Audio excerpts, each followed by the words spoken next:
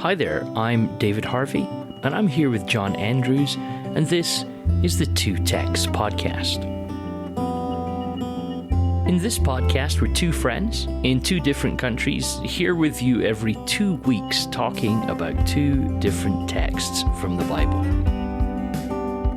In this season, as we enter our second year of podcasting together, we step beyond the stories of Jesus in the Gospels and into the book of Acts. The book of Acts is a series of stories and events from the early church when they encounter the disrupting presence of the Holy Spirit. Well, John, we left Peter in Acts chapter 10 and verse 23. He had invited these surprise guests that we know are from Cornelius. Peter has just learned that, and he's invited them in for some hospitality. And we left that sort of cliffhanger on what's going to happen next. It's quite the chapter, isn't it? It certainly is. It certainly is. Yeah, greetings to you, David, and also our listeners. I'm actually on the beautiful Bible College of Wales campus here in Swansea. Been doing a bit of teaching this week. I love being here. There's such a sense of peace and rest on this campus. Just left a student prayer meeting. So I am excited about diving back into this wonderful story. And it feels like we're in this nice little gear shift as far as the passage is concerned, as we hit 23 as well, doesn't it? Yes, definitely. Definitely. And so we're gonna read from 23 down to verse 43 today, aren't we? I almost said 33 and cut you short there, John. We're going to read 20 verses, and we're going to see how this goes and what we can sort of dive into from there. So you're going to read it for us. Fantastic. So take it away. I'm excited about that. Right, here we go. So verse 23, then Peter invited the men into the house to be his guests. The next day, Peter started out with them, and some of the brothers from Joppa went along. The following day, he arrived in Caesarea. Cornelius was expecting them and had called together his relatives and close friends. As Peter entered the house, Cornelius met him and fell at his feet in reverence. But Peter made him get up. Stand up, he said. I am only a man myself. Talking with him, Peter went inside and found a large gathering of people. He said to them, you are all well aware that it is against our law for a Jew to associate with a Gentile or visit him. But God has shown me that I should not call any man impure or unclean. So when I was sent for, I came without raising any objection. May I ask why you sent for me? Cornelius answered, 4 days ago, I was in my house praying at this hour at 3 p.m. Suddenly, a man in shining clothes stood before me and said, Cornelius, God has heard your prayer and remembered your gifts to the poor. Send to Joppa for Simon, who is called Peter. He is a guest in the home of Simon the tanner, who lives by the sea. So I sent for you immediately, and it was good of you to come. Now we're all here in the presence of God to listen to everything the Lord has commanded you to tell us. Then Peter began to speak. I now realize how true it is that God does not show favoritism, but accepts men from every nation who fear him and do what is right. The message God sent to the people of Israel, telling the good news of peace through Jesus Christ, who is Lord of all. You know what has happened throughout Judea, beginning in Galilee after the baptism that John preached, how God anointed Jesus of Nazareth with the Holy Spirit and power, and how he went around doing good and healing all who were under the power of the devil, because God was with him. We are witnesses of everything he did in the country of the Jews and in Jerusalem. They killed him by hanging him on a tree, but God raised him from the dead on the third day and caused him to be seen. He was not seen by all the people, but by witnesses whom God had already chosen, by us who ate and drank with him after he rose from the dead. He commanded us to preach to the people and to testify that he is the one whom God appointed as judge of the living and the dead. All the prophets testify about him, and everyone who believes in him receives forgiveness of sins through his name. Another fantastic interaction of sermon-type material from Peter there, isn't it? Indeed. Yeah. Absolutely. One of the shorter ones, but Yes. right to the point and very, very powerful, very succinct. Well, I was thinking that as you were reading it, I was like, wow, this is actually a really impressive. It's a really impressive unpacking of the gospel in a very, very small space. He does he does a lot in a real economy of words here. He certainly does. And what's interesting, I don't know if you picked up sort of the vibe of it as well. He talks in terms as if they are aware of certain things. Cultural as well as maybe understandings about the presence of Jesus. So whether some information has come to him or he's just assumed some stuff, but he does talk about the fact that you're well aware of the laws of separation. You're also of this story of Jesus. So it's interesting that he seems to feel comfortable to start at some common ground that everyone else in the room seems to have got. Absolutely, and that's what I find really remarkable is how I was thinking. I wonder how many of us, if we're asked, "Hey, you've got 9 verses to talk about what God has done in Jesus," whether we would do it like this. But actually, it's quite like I love the fact that he begins with this comment about God not showing partiality. But with this sort of nature of the way he phrases it, that I truly understand. I have truly. I mean, the Greek has notions of taken a hold of the fact that God shows no partiality. Having begun with it's unlawful for a Jew to associate or visit with a Gentile, but God has shown me that I should not call anyone profane or unclean. I love how Peter's able to what was apparently just a very recently before he's got his head around this, he's already able to present the gospel in a way that reflects this new revelation he's got. Yeah, I do. It does seem to. He does seem to be speaking out of a revelation, because I think there's an interesting tension there in what you've highlighted there, David. He says back in verse 28. He says, "You're well aware that it is against our law for a Jew to associate or visit a Gentile." What's really fascinating there is, if I'm not mistaken, there's nothing strictly in the Torah that forbids a Jewish person from meeting with a non-Jewish person. There's laws around intermarriage and stuff like that. But as far as I could see, there's nothing explicit about, here's a law that says you cannot have a cup of coffee with this person. And it's interesting that I think you've got Peter, maybe this is some of the stuff that Jesus did in the Gospels. You've got Peter reflecting perhaps his understanding of more oral tradition of the law. These are maybe the interpretations of some of those ideas in Torah, which he's come to understand. But then when he talks about, I realize that God doesn't show favoritism, he's now, the revelation is superseding the oral interpretation. And I think in Jesus we see that a lot, don't we? We see Jesus never contradicting Torah, but definitely challenging oral interpretation of Torah. I think of millions of years ago when we talked about the woman bent double in Luke 13. Jesus challenges the oral interpretation. He says, it's okay for you to loose the donkey on Shabbat and give the donkey water. Well, if I can loose the donkey, why can't I loose the woman?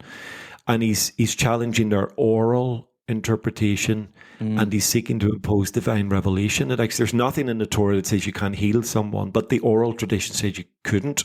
Yes. And Jesus is and this seems to be what's happening with Peter. Peter's going, well, our law says this, and you know that. And of course, the Roman centurion would have been schooled, culturalized, that he couldn't just sit down with a Jew and expect a good reception because he was a Gentile. So he would have definitely been aware of the sort of social and cultural etiquette. But there's nothing strictly in the Torah, and Peter seems to be bringing an understanding of revelation. God shows no favoritism to supersede the oral tradition. Is that a fair reflection, do you think? I think I'm picking that up or not? Yeah, I mean, I'm curious about, even the translation tradition on this, because you've got the actual Greek word here is athemitos, right? So which is this notion of forbidden or disgusting. It's interesting that in both NRSV and NIV it's translated as it's sort of unlawful or against our law, which I think draws us to think in terms of Torah. But I mean, technically, Peter doesn't say it's unlawful. He says it's forbidden. And I think that probably speaks to your interpretation. The English translation traditions have gotten into referring to it as unlawful, which makes us think it's something we'll find in the Old Testament. You definitely see, because you see this from Peter in Galatians chapter 2, where there's this tension over eating with Gentiles. And definitely one of the ways that Jewish people around the time of Jesus ensure their observance of Torah is by keeping food laws carefully, right? Yes.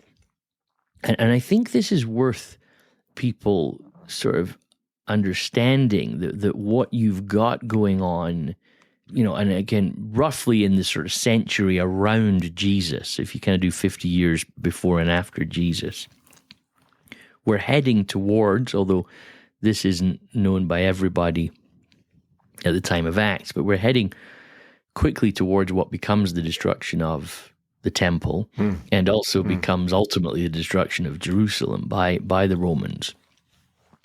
But actually, one of the things that's worth us noting, I think, as if you want to be any sort of form of student of this sort of period, is that Judaism is already, I mean, Josephus himself talks about the four factions, the different groups and forms of Judaism that you're encountering. And we see at least some of them in the New Testament, where you have the Sadducees who are very much committed to temple life. But before the temple's even been destroyed, the Pharisees have stepped away from the temple complex, right? They've decided that the temple has, and I'm being broad brushstrokes here, but broadly speaking, the Pharisees have decided that the temple system is corrupt and has sided with Rome. So, but of course, the temple as the core of that's what makes us Jewish. You keep seeing us in the temple and doing temple things, therefore you know that we are the people of the Lord. What the Pharisees have to navigate is if we don't see the temple as central, what is central? And of course, following law becomes a key component then. And one of the things that rises, I think it's James Dunn that talks about it as the sort of four pillars of Judaism, of Pharisaic and Rabbinic Judaism.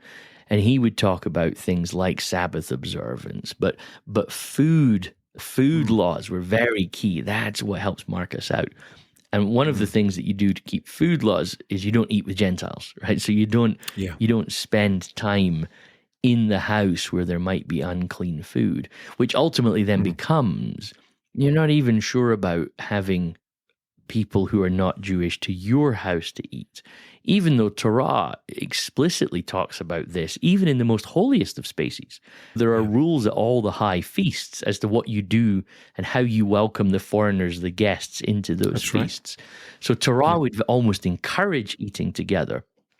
By the time we get to Jesus' period, Pharisaic Judaism is definitely, let's just say, discouraging that because of its implications. Yeah, no, I think that's very powerful, and it's very helpful to people to contextualize that. And I think it then adds to the power of the revelation that Peter is speaking out of. So even though when we go back, it's sort of the sort of Peter vision is left on a bit of a cliffhanger. The sheet is taken away the third time. We don't really know what Peter. It just talks about the fact Peter's thinking about this, wondering about this, pondering over it, chewing this over, and then of course the three blokes turn up. Yeah. But we're still not absolutely clear. Has Peter got this? Does Peter really understand this, or is he still like, okay, let's just suck this and see what I learn. But clearly the fact that he goes, and then the fact that he speaks with such clarity around what he believes he's received from God, he is really affirming the revelatory nature of this experience. He's saying, I really do understand now that something has changed, and I'm prepared to even go into the house of a Roman soldier and member of the occupying force and sort of engage in a way that brings the good news of Jesus. So you do get that lovely, I think there's a lovely contrast between what Peter knew culturally, religiously, socially, and then what he now knows revelatory.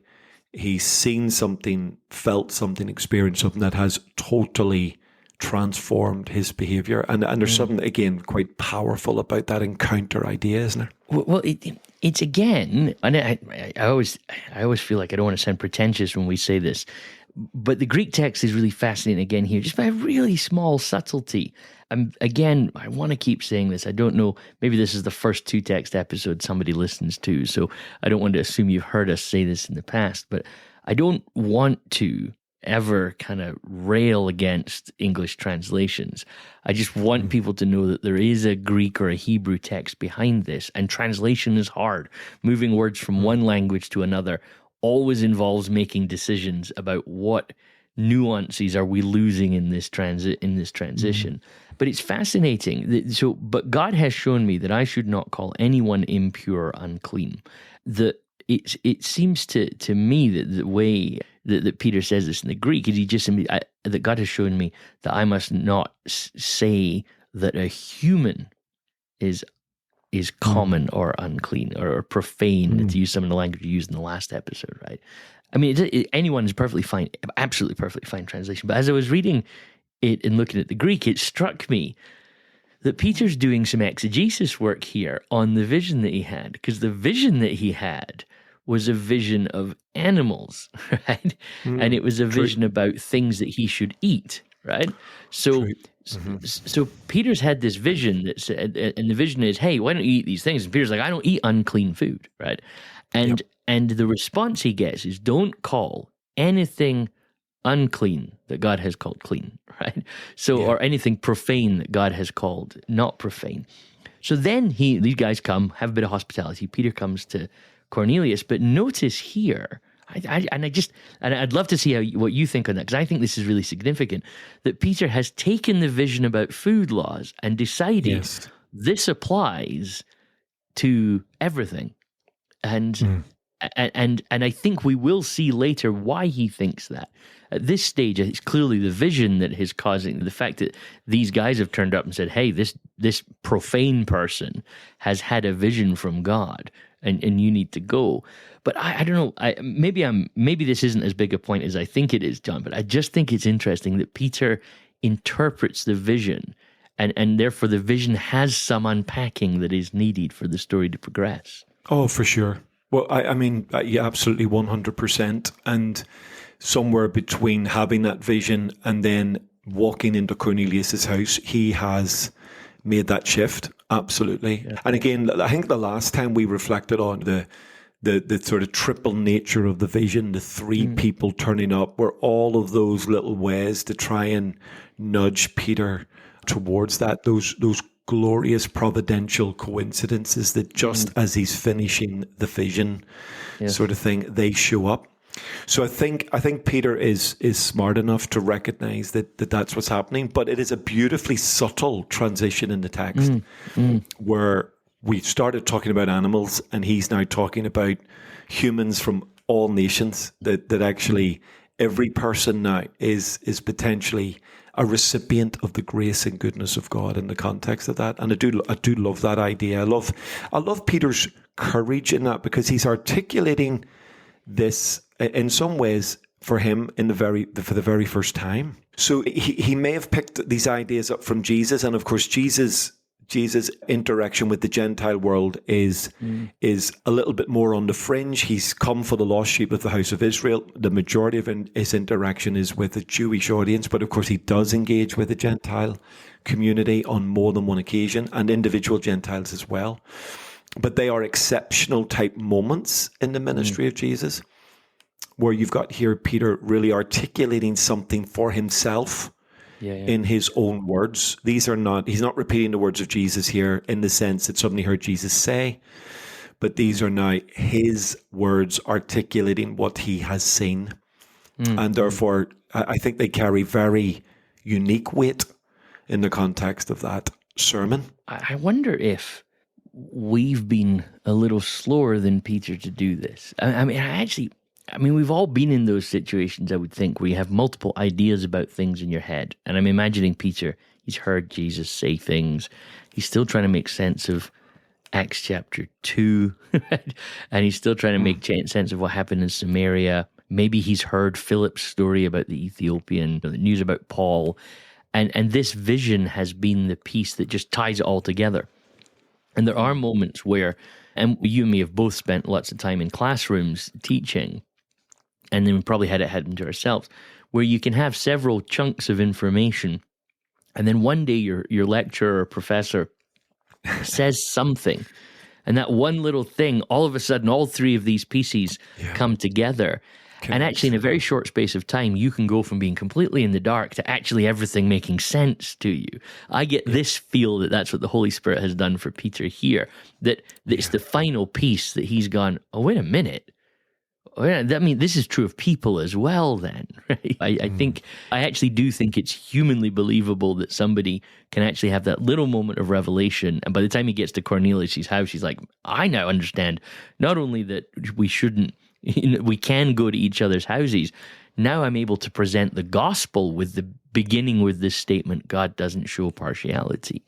But there's also, like, I feel there's a subtle warning in it, because we as the church have been quick as Christians to say, do not call any food unclean that God has called clean. But we've been way slower to say that about people. And the church is still struggling, I think, in terms of, I mean, goodness, this is happening, maybe in the mid-30s of the first century? And the civil rights movement was happening in our parents' generation. You know what I mean? So like Peter did this fast, and we've been very slow to catch up. Oh, for sure. And I think it's a constant challenge for us. I think that's why I love the fact we've got these stories, we've got this text that helps us, because if we're prepared to just let the text keep speaking us, it will challenge those ideas within our own hearts. And it's interesting, I've been teaching here on this lovely campus this week, and today I was reflecting with the students on the physicality of Jesus for a particular thing I was wanting them to think about. And I put some classic images of Jesus, some very much influenced by Western art, by Renaissance art, some that wouldn't probably look like a first century Jew at all. And then I put a very strong Middle Eastern image up, and it was interesting. The image I put up before was of the most recent incarnation of Jesus as in The Chosen, the beautiful series The Chosen. And I put that picture up, and then the following picture was what I would describe as a very classic Middle Eastern looking man. And the class went from very animated, excited about the chosen Jesus to very quiet on the sort of classically, can I say this carefully without offending anyone, stereotypical image of a Middle Eastern person. And I would suggest that the hesitancy, the silence was because deep down it was touching on some prejudicial issues in our heart. Now, I wouldn't want to judge my lovely students because they're amazing, but it wouldn't be the first time we've judged someone or something from what we've seen or from a camp they stand in, or a position they take, or a banner they stand under. We're very prone to that as humans. We're very vulnerable to that. Even redeemed humans are still very vulnerable to the possibility of making terrible, rash, unacceptable, and unjustifiable prejudicial judgments about humans. And if we're not careful, we allow our theology to also sort of support that worldview. And that's where we've got to have the courage to allow the Holy Spirit, like he just did with Peter, shine a light into that darkness. And the problem with the shining light, when the light shines into the darkness, you can either recoil from the darkness or the light because you don't like it and you want to be in the darkness. You like being in the darkness. Or you go, oh my goodness, this has revealed something in me, and therefore we embrace the light. Yeah. And I want to really give a shout out for Peter. He has at least embraced a very difficult light shining into his heart moment. And he has gone, okay, God has spoken, and he makes this connection, and he makes a journey. He doesn't need to go to Caesarea. I mean, he could have been arrogant, and he could have said, well, if Cornelius wants me to come, he can come here. He can come to me. Let the Roman come to me at least.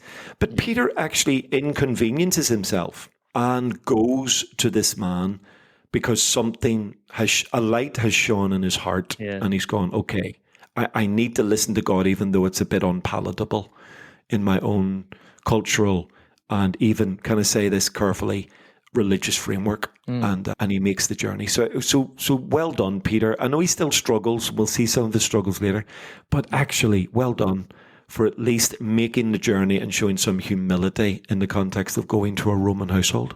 The Greek word, which I have a lot of love for here, is proselymptes. What a great word! Well pronounced, David. Well pronounced. Pronunciations were always my most. It's funny. I find it slightly easier to pronounce Hebrew than I do Greek. I've always struggled with Greek pronunciation, so I'm always a bit nervous pronouncing the Greek words. Yeah, and sometimes I think it's just confidence, and then you find out later you've been saying it wrongly. It's true. But there's a word, proselymptes. And it actually speaks exactly to what you're talking about here, and I love this. So this is the word that we mostly translate as favoritism, right? But the word is actually it's a compound of the notion of the face and the notion of taking, right? So we're thinking about, like, really briefly, I'd say it like this to people: the face in this culture, in Peter's culture, is the place of honor, right? So the face is where you carry your shame. If you think about it, when you're embarrassed, your face goes red. We talk about saving face. Oh, he just did that to save face. So even in our culture, which is thousands of years later, we still think of the face as what do you do when you're embarrassed? You hide your face. What do you do if you've done something wrong? You don't let everybody look at your face. So, and also, what is the bit, and if permit me for sounding a little vain for a second, but what is the bit of our body we often spend the most time kind of working on, right? You know what I mean? And it's like, it's the face, isn't it? It hasn't done me any good, David, but yes, true. but whether it's men or women, whether it's, I mean, and I know a lot of men who are like, oh, I don't worry about that, but spend every day shaving and spend every day, and then once a year you go to the opticians and you choose new glasses and you get a haircut once a month, because this is the bit of us that everybody sees. So it's the bit we present in public. It's also the bit, to your point, that causes us to recoil a little bit, because it's the bit where we first see our prejudices. A face, if we have any prejudices in us, it's often at a face that we see that will draw that out. Oh, I'm not sure I'm comfortable with that particular Jesus. Yes. I'm not comfortable with that particular image of Jesus. And here, in the kind of literal Greek, again, favoritism is a perfectly okay translation, but Peter says, I now realize how true it is that God doesn't look at faces, or God doesn't take faces. He doesn't hold faces, right? Now, I get a little excited about Peter saying this here, because this, I think, is what Paul's whole argument in Galatians is about. And in fact, in Galatians chapter 2, Paul says the same thing about Peter. Paul says Peter was highly esteemed. I didn't really care because God doesn't care about faces, right? God doesn't care about. And so here's where I think about this. What we're hearing from Peter here, and think about the beauty of this, John. The bit of a person that you see most, the bit of a person that you will use to judge that person, the bit of a person that they will use to, like, let me say it. I should explain this. Let me come back to that. The bit of a person that they will use to affect how you judge them, right? So think about how much of our interactions on any given day are about faces. Peter gets up and goes, God doesn't care about any of that. So, because think about, if I said to you, John, it's a Saturday morning, I really could use some help digging in my yard. Can you come round, right? How you would come round, maybe you wouldn't have a shave, right? You'd put on your old glasses, you'd put a ball cap on or something. Who cares what my hair is like? If I said, John, I'm having a really nice dinner and invite in several of my favorite friends, would you come round? You would come round with a different face, even at that skin deep level than that. So because you would want me to treat you, and you would want others to treat you differently based on how you present yourself. Because if I turn up to preach at a church and, I'm unkempt, people will react differently to me. They'll take me less seriously. So we're always doing that. This is what people call face management, or politeness, essentially. How do I behave so that you'll behave in a particular way for me? And I love the fact that Peter comes along and just scrapes it all away and says, all of that, all of the effort. Think about all those days you've stood in front of the mirror applying makeup or shaving or adjusting your beard to a particular way, choosing what glasses are right. In God's eyes, none of that was worth anything. and because he sees something else being it. I mean, we've known this from the David story. Samuel sees this young kid coming, and what is Samuel told? You're looking at the wrong thing, Samuel. And so again, and I know we love to talk about this, and I'm getting very excited about this, forgive me, but here, Peter, I realize how true it is that God does not show favoritism. Think of how resistant the human heart is to that message, because we knew that from Samuel the prophet. He said that God had said this. Oh, by the way, I don't look at any of the stuff that you look at. So racism, sexism, ethnicity, language, all of these things are surface issues. Yeah. So there's a level where, like, God genuinely, and Peter's realized this, and the beauty of this story, God literally doesn't see it. So I mean, think about the power of saying, God, I have a real problem with people of this skin color. Whoa, sorry, what?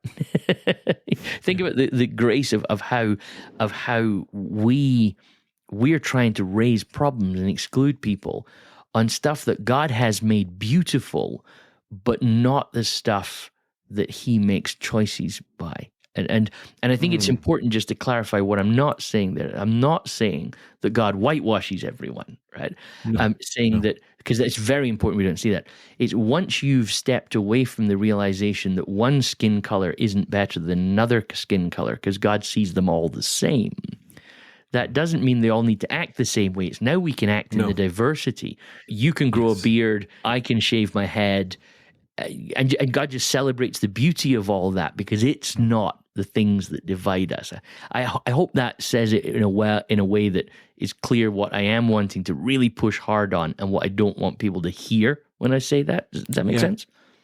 Oh no, I think you've done brilliantly there and worked very hard. I think people hear the heart of that, absolutely, and I love the slight sort of other side of that, of God accepting the face as well. This idea that in not showing favoritism, and in not sort of seeing the face in its difference in a bad way, there's also the acceptance of the face, which is, again, in a beautiful, I know you've done a huge amount of work with this in Galatians and Paul, but in a beautiful way also Hebraically, the sort of turning of the face to someone is very much a sign of favor. Yes. Turning of the face away. And I love that. So for me, there's a gorgeous nuance. As you were talking, I was sort of thinking, and here's Peter, showing up face to face. He's sort of, Yes. he's literally then facing Cornelius and accepting the face. And I loved, and maybe I'm overcooking this wee bit, David, so please forgive me, but when Cornelius welcomes him, Cornelius is obviously feeling a bit nervous welcoming this man of God, and he sort of bows down before him in reverential sort of respect. And Peter says, "Get up, hides his face. Get up. I'm just a man." Yeah. So if you think about that literally, he raises Cornelius up to face. Yes. All right, you are not lesser than me. I am not better than you. I've had a revelation that actually God accepts all the faces, sort of thing. God does not discount the face. And quite literally there you get this gorgeous, Cornelius, stand up and look at my face. Let's talk face to face. Yes. And I do love that gorgeous acceptance idea, which is a deeply Hebraic one. I think it's rooted in the sort of very nature of God, the God who wants to ironically walk with us face to face. I know that's a hard idea, but that he accepts our face. And I do love that, David. I love that he accepts the diversity on the basis of total equality. And we are the same, yet gloriously diverse and different. Yes. And I think that is totally magnificent. I think it's a great point, David. I'd never seen the connection between Acts 10 and Galatians 2. That's a brilliant connection, the way Paul uses that as well. I'd just never seen that before. Yeah. That's a beautiful, beautiful thought. And I love what it opens us up for. And we would be so much better if we grasp this. And if I grasp this, it'd be so much better. That there's stages of welcome, isn't there? There's the, you're different from me. And of course, Peter's saying, well, God doesn't care about that. but I do, it seems. You're different from me. And I can be advanced and say, oh, I'd like to welcome you and show you hospitality, but you have to play by my rules. Right? And I think so often what we do, and this is what I was concerned about when I was saying earlier about whitewashing. Often what we do, particularly as and we're very aware of the fact that you and me are two white guys, is you look at, like I hear this so often, oh, our church is very diverse, or this community is very diverse, right? But if you actually look at the style and structure of the community, it's built around the things that white people are comfortable with, right? And what would be what is a diverse church? Is a diverse church is a church that looks like every other church, but just has a mixed congregation? Or does your style of worship reflect the diversity of your congregation? Does your preaching reflect the diversity of your congregation? And I think that what we really will do well if we grasp favoritism is that we're not asked, that if we grasp that God doesn't show favoritism, is we don't ask women to behave like men in order to feel equal. We don't ask black people to behave like white people in order to. It's actually, if God doesn't actually rank us based on this, we can come in the absolute beauty of who we're created to be and let all of that shine with all of our cultures. And I, for one, I think it would be stunning to grow to a place that our churches reflected that diversity as well. It might seem like the chaos we saw at Acts 2, but I think that's what the church probably should look like. Yeah. And I, again, just to come back to the little context I'm in here, I'm teaching a class here that is 18 students, 18 students from 10 different nations, 2/3, 1/3 split in favor of women. So it's really diverse. The oldest person is 80 years old. The youngest person is 18 years old. Wow. And you're just looking, you're going, yes. And I put myself under pressure today because I only met my students yesterday. So I put myself under pressure to memorize all their names. So today, before the class, I said, right, I'm going to go around and I'm going to test myself that I've remembered all your names. And if I get your name wrong, you can have a free book. and I managed to do that. Now, that wasn't just a little exercise, but to me, again, that's down to the face-to-face stuff. For me as a teacher, they're not just things, they're not just students, they're humans with names. Yes. And looking at a person's face and remembering their name, for example, And it is interesting that names are mentioned in this passage, that it's a face-to-face conversation. There's something deeply, deeply respectful and honoring here. Now, is there tension in this little community in terms of 18 people thrust together to live together for 3 months? There certainly is. Yeah. And they've had to work a few things out. But I love the dynamic sort of diversity, not only of the constituents of the group, but the fact that they are genuinely learning to work stuff out face to face, hear each other, respect each other, and understand each other. And that really is quite challenging. I found that beautifully, beautifully rewarding and refreshing even over the last couple of days. Oh, and that's, I mean, maybe that's a great place to wrap up this part of our conversation, John. Look at what Peter says. He commanded us to preach to the people, testify that he is the one whom God appointed as judge of the living and the dead. All the prophets, so the whole Old Testament speaking to this, all the prophets testify about him. And what did they testify? That everyone who believes in him, that all who believe in him receive forgiveness through his name. So you get this beautiful, I mean, what a great piece of preaching. And please, if you don't want to end here, we can keep going. But look at this. No. I have learned that God does not show favoritism. And that's his opener. And the end of the sermon is everyone who believes in him. Come on. Well, that's it for today. Thank you so much for listening. And we hope that you enjoyed it. If you want to get in touch with either of us about something we said, you can reach out to us on podcast@twotext.com or by liking and following the Two Text podcast on Facebook, Instagram, and Twitter. If you really did enjoy the episode, then we'd love it if you left a review or a comment where you're listening from. And if you really enjoyed this episode, why not share it with a friend? Don't forget that you can listen to all of our podcasts from this season and others at www.twotext.com. But that is it for now. So until next time, goodbye.